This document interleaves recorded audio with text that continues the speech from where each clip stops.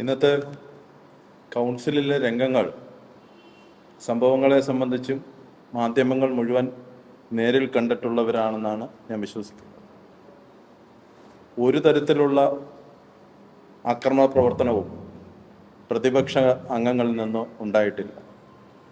LDF-ൽ നിന്നും UDF-ൽ നിന്നും അങ്ങനെ ഒരു സംഭവവും ഉണ്ടായിട്ടില്ല. പക്ഷേ യാതൊരു പ്രശ്നവുമില്ലായിരുന്ന ഒരു സ്ഥലത്ത് BJP-യുടെ നേതൃത്വത്തിലുള്ള ഗുണ്ടകൾ ചേർന്നിട്ടാണ് UDF-ന്റെ അംഗങ്ങൾക്ക് നേരെ അതിക്രൂരമായിട്ടുള്ള ആക്രമണ പ്രവർത്തനങ്ങൾ നടത്തിയത്. 25-ാം തീയതി ഇന്നത്തെ കൗൺസിലിൽ പങ്കെടുത്ത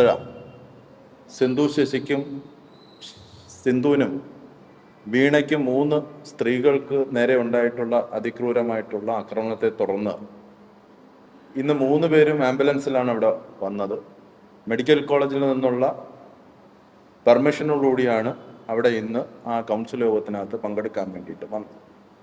അങ്ങനെ ഒരു സംഭവം നിലനിൽക്കുമ്പോഴാണ് അതേ രൂപത്തിൽ അതിനെക്കാട്ടിലും കുറച്ചുകൂടി മോശമാകുന്ന തരത്തിലേക്ക് ഈ പറയുന്ന BJP-യുടെ ഉദയൻ എന്ന് പറയുന്ന ഒരു സ്റ്റാൻഡിംഗ് കമ്മിറ്റിയുടെ ചെയർമാൻ്റെ നേതൃത്വത്തിൽ എല്ലാവരും കൂടി സംഘടിതമായി ചേർന്ന് UDF-ന്റെ അംഗങ്ങൾക്ക് നേരെ ആക്രമണ പ്രവർത്തനം നടത്തിയത് എന്നുള്ളതാണ്. നമ്മൾ കണ്ടിട്ടുണ്ടാകും, അവിടെ കുപ്പി വലിച്ചെറിയുന്നു, കൈകൊണ്ട് ഇടിക്കുന്നു, അസഭ്യങ്ങൾ വിളിച്ചു പറയുന്ന തരത്തിലേക്ക് ഒരു തീരുമാനത്തിൻ്റെ അടിസ്ഥാനത്തിലാണ് ഇതെല്ലാം നടക്കുന്നത്. മേയർ ഈ പറയുന്നത് പോലെ തന്നെ RSSന്റെ ശാഖയ്ക്കകത്തെല്ലാം തീരുമാനിച്ച് ജനാധിപത്യപരമായി അവിടെ ഇടപെടുന്നവർക്കെതിരെ പ്രത്യേകിച്ച് പ്രതിപക്ഷ അംഗങ്ങളെ അടിച്ച് അമർത്തുന്നതിന് വേണ്ടിയിട്ടുള്ള അവരുടെ രാഷ്ട്രീയ തീരുമാനമാണ് അവിടെ നടപ്പിലാക്കിയത്. ഉത്തരേന്ത്യയിലെല്ലാം നടക്കുന്നത് പോലെ തന്നെ അധികാരം കിട്ടുന്ന അവസരത്തിൽ പിന്നീട് പ്രതിപക്ഷ പാർട്ടികളൊന്നും വേണ്ട എന്നുള്ള തരത്തിൽ പ്രതിപക്ഷ അംഗങ്ങളെ ഒന്നൊന്നായി അടിച്ചും ഭയപ്പെടുത്തിയും ജനാധിപത്യത്തെ തകർക്കാൻ വേണ്ടിയിട്ടാണ് ഇന്ന് അവർ ശ്രമിച്ചത് എന്നുള്ളതാണ്. ഇന്ന് കൗൺസിലിനകത്ത് പങ്കെടുത്തിട്ടുള്ള പ്രതിപക്ഷ അംഗങ്ങൾ മിക്കവാറും കൗൺസിലർമാർക്ക് അറ്റൻഡൻസിനകത്ത് രേഖകൾ അവരുടെ ഒപ്പിടാൻ വേണ്ടിയിട്ട് പോലും പറ്റാത്ത സാഹചര്യമാണ് ഉണ്ടായത്. അതിൻ്റെ കാരണമെന്ന് പറയുന്നത് ഈ പറഞ്ഞതുപോലെ തന്നെ അറ്റൻഡൻസ് ബുക്ക് ഫോർജ് ചെയ്ത് വെച്ചിരിക്കുന്നത് ആരെങ്കിലും തിരിച്ചു നോക്കാൻ വേണ്ടിയിട്ടുള്ള സാഹചര്യം ഉണ്ടെങ്കിൽ അത് നോക്കാതിരിക്കുന്നതിന് വേണ്ടിയിട്ടാണ് ഇവർ അറ്റൻഡൻസ് ബുക്ക് വലിയ ബലം പ്രയോഗിച്ച് പിടിക്കുക മാത്രമല്ല അത് വലിച്ചു കയറി നശിപ്പിക്കുന്ന സാഹചര്യം ഉണ്ടായത് എന്നുള്ളതാണ്. 700 അജണ്ടകളാണ് ഇന്നത്തെ കൗൺസിൽ മീറ്റിങ്ങിനകത്ത് വന്നത്. അത് മനസ്സിലാക്കേണ്ടത് ഒരു അജണ്ട 1 മിനിറ്റ് വെച്ച് ചർച്ച ചെയ്താൽ 12 മണിക്കൂർ കൊണ്ട് മാത്രമേ ചർച്ച പൂർത്തീകരിക്കാൻ വേണ്ടിയിട്ട് പറ്റുള്ളൂ. പക്ഷെ ഇവിടെ കാണുന്നത് ഈ പറയുന്ന ചർച്ചയോ നീറുന്ന നമ്മുടെ ജനങ്ങളുടെ പ്രശ്നങ്ങൾ പരിഹരിക്കാൻ വേണ്ടിയിട്ടുള്ള ജനാധിപത്യപരമായിട്ടുള്ള ചർച്ച നടത്തുന്നില്ല. കുടിവെള്ളത്തിന് വേണ്ടിയിട്ട് 10-40 സ്ഥലങ്ങളിൽ വെള്ളത്തിന് വേണ്ടിയിട്ടുള്ള കിട്ടാതെ ഇരിക്കുന്ന സാഹചര്യമുണ്ട്. ഈ പറയുന്നത് പോലെ തന്നെ വേസ്റ്റ് മാനേജ്മെൻറ്റിൻ്റെ പ്രശ്നങ്ങളുണ്ട്. അങ്ങനെ നീറുന്ന പ്രശ്നങ്ങൾ, പനി ഉൾപ്പെടെയുള്ള പകർച്ചവ്യാധികൾ പിടിപെട്ട് വരുമ്പോൾ മരണത്തിലേക്ക് പോകുന്നതിന് പരിഹാരം കാണേണ്ട ഒരു ജനകീയ പ്രശ്നങ്ങൾ ഒന്നും തന്നെ ഈ പറയുന്ന ഒരു കൗൺസിലിനകത്ത് ചർച്ചയെ ചെയ്യുന്നില്ല. കഴിഞ്ഞ 6 മാസത്തെ കൗൺസിൽ എടുത്ത് നോക്കിയാൽ നിങ്ങൾക്ക് കാണാൻ വേണ്ടിയിട്ട് പറ്റുന്നത് ഇതുപോലുള്ള അജണ്ടകൾ കൊണ്ടുവരും.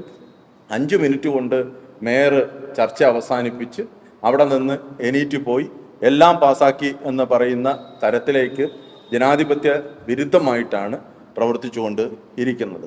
ഇപ്പം 23-ാം തീയതി 49 അംഗങ്ങൾ മുനിസിപ്പൽ ചട്ടം 7 അനുസരിച്ച് സ്പെഷ്യൽ കൗൺസിൽ വിളിച്ചുകൂട്ടി സുഗതൻ്റെയും ഈ സ്തംഭനാവസ്ഥയെ സംബന്ധിച്ചും ചർച്ച ചെയ്യാൻ വേണ്ടിയിട്ട് രേഖാമൂലം എഴുതി കൊടുത്തതാണ്. 35 പേര് 3-ൽ 1 ഉണ്ടെങ്കിൽ സ്വാഭാവികമായിട്ട് ആ സ്പെഷ്യൽ കൗൺസിൽ വിളിച്ചു ചേർക്കേണ്ടതാണ്. പക്ഷേ വിളിച്ചു ചേർക്കാതെ അത് നിരസിച്ചിരിക്കുകയാണ് മേയറുടെ ഭാഗത്ത് നിന്ന് വരുന്നത്.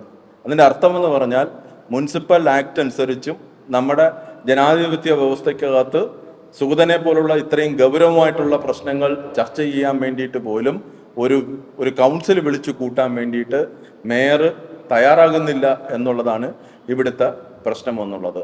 അതുകൊണ്ട് ഇപ്പോൾ 7(1) അനുസരിച്ച് പ്രതിപക്ഷ അംഗങ്ങൾക്ക് 35 പേരുണ്ടെങ്കിൽ മറ്റ് അംഗങ്ങൾക്ക് നോട്ടീസ് കൊടുത്തുകൊണ്ട് നമുക്ക് സ്പെഷ്യൽ കൗൺസിൽ വിളിച്ചു കൂട്ടാനുള്ള ചട്ടം നമ്മുടെ മുമ്പിലുണ്ട്. തീർച്ചയായിട്ടും ഇന്നത്തെ ഒരു സാഹചര്യം വെച്ചുകൊണ്ട് ഈ ഗൗരവമായിട്ടുള്ള വിഷയം ചർച്ച ചെയ്യുന്നതിന് വേണ്ടിയിട്ട് എല്ലാവരെയും യോജിപ്പിച്ചുകൊണ്ട് ഈ പറഞ്ഞതുപോലെ തന്നെ സ്പെഷ്യൽ കൗൺസിൽ വിളിച്ചു കൂട്ടി അതിൻ്റെ നിയമാനുസൃതം അത് ചർച്ച ചെയ്യുന്നതിന് വേണ്ടിയിട്ടുള്ള നടപടിയായിട്ട് മുമ്പോട്ട് പോകും. ഇതുകൂടാതെ ഈ ചട്ടം ലംഘിച്ച് സ്പെഷ്യൽ കൗൺസിൽ വിളിക്കാത്തതിനെ സംബന്ധിച്ച് ബഹുമാനപ്പെട്ട ഹൈക്കോടതിക്കകത്ത് ഞങ്ങൾ നിയമപരമായിട്ടുള്ള നടപടി എടുക്കും. മറ്റ് നിയമപരമായിട്ടും അല്ലാത്ത പ്രവർത്തനങ്ങൾ നടത്തിയിട്ടുള്ള നിരവധി സംഭവങ്ങൾ ഈ പറയുന്ന കൗൺസിലിൻ്റെ ഭാഗത്തു നിന്ന് ഉണ്ടായിട്ടുണ്ട് എന്നുള്ളതാണ്. തെരഞ്ഞെടുപ്പ് ഉൾപ്പെടെയുള്ള മേയറും ഡെപ്യൂട്ടി മേയറുമായിട്ടുള്ള തെരഞ്ഞെടുപ്പ് ഉൾപ്പെടെയുള്ള ചട്ടലംഘനങ്ങളെ സംബന്ധിച്ചും ഞങ്ങൾ ഹൈക്കോടതിയെ സംബന്ധിച്ച് നിയമപരമായിട്ടുള്ള നടപടി എടുക്കാൻ വേണ്ടിയിട്ടാണ് ഞങ്ങൾ ആലോചിക്കുന്നതെന്നുള്ളത്. ഇന്നത്തെ സംഭവം വളരെ ഗൗരവമായിട്ടുള്ളതാണ്. വലിയ പ്രതിഷേധം ഞങ്ങൾ LDF കൗൺസിലർമാരെന്നുള്ള രൂപത്തിൽ നടത്തുകയാണ്. ഇപ്പോൾ പരിക്ക് പറ്റിയ ആളുകൾ മെഡിക്കൽ കോളേജിലൊക്കെ തന്നെ ചികിത്സിച്ചു കൊണ്ടിരിക്കുന്ന സാഹചര്യമാണ് രൂപപ്പെട്ടിട്ടുള്ളത്. തീർച്ചയായിട്ടും നമ്മുടെ മുമ്പിൽ ഇപ്പോൾ ഞാൻ ഉൾപ്പെടെയുള്ളവർ ആ കൗൺസിലിൻ്റെ അകത്ത് നിൽക്കുമ്പോഴാണ് ഇത്തരത്തിലുള്ള അക്രമ പ്രവർത്തനങ്ങൾ നടത്തിയത്. തീർച്ചയായിട്ടും ഞങ്ങൾ നിയമപരമായി പോലീസിന് പരാതി കൊടുക്കും. അതുപോലെ തന്നെ ഗവൺമെൻറ്റിൻ്റെ പ്രിൻസിപ്പൽ സെക്രട്ടറിക്കും വകുപ്പ് മന്ത്രിക്കും അതിനെ സംബന്ധിച്ച് പരാതി കൊടുക്കുകയും ഗവൺമെൻറ് ഈ കാര്യത്തിനകത്ത് ഇടപെടണമെന്ന് പറയുകയും നാളെ ഞങ്ങൾ ഒരു ഡെലിഗേഷൻ ഇതിനു വേണ്ടിയിട്ട് മുഖ്യമന്ത്രിയെ കണ്ടു തന്നെ ഈ പരാതി കൊടുക്കുകയും ചെയ്യും എന്നുള്ളതാണ്.